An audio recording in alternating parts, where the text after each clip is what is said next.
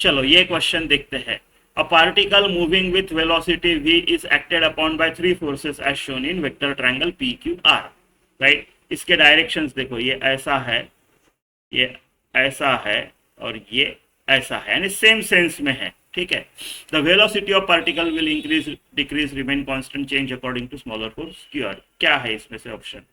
तो देखो, तीनों फोर्सेस का सम ऑफ दिस थ्री फोर्सेस कितना आएगा?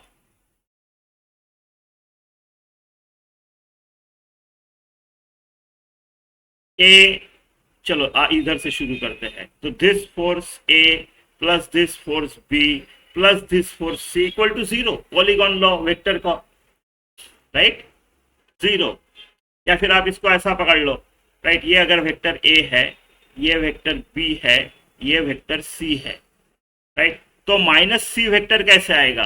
राइट, माइनस सी वेक्टर ये ऐसे आएगा, direction same magnitude reverse direction. तो ट्रायंगल लॉ के अनुसार vector A plus vector B is equal to vector minus C. तो vector A plus vector B plus vector C equal to zero. Sum of all this forces is zero, zero.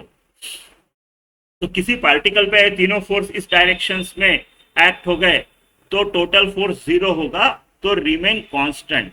कुछ फर्क नहीं पड़ेगा velocity को, क्योंकि आपका force ही zero लग रहा है, कुछ फर्क नहीं है।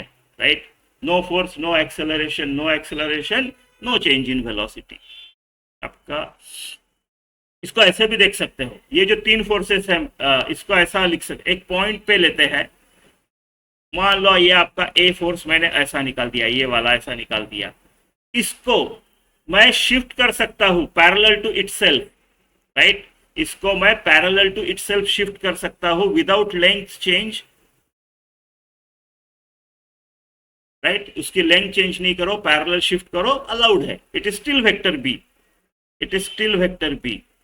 राइट, और तीसरा वेक्टर सी ऐसा नीचे है, इसको भी मैं पैरेलल टू इटसेल्फ ऐसा विदाउट चेंजिंग डायरेक्शन उसका लेंथ ऐसे रख सकता हूं। राइट, तो ये पार्टिकल यहाँ पे है, तीनों फोर्स उस पर ऐसे एक्ट हो गए, तीनों का सम जीरो है, तो force zero, acceleration zero, acceleration zero, therefore change in velocity zero, remains constant.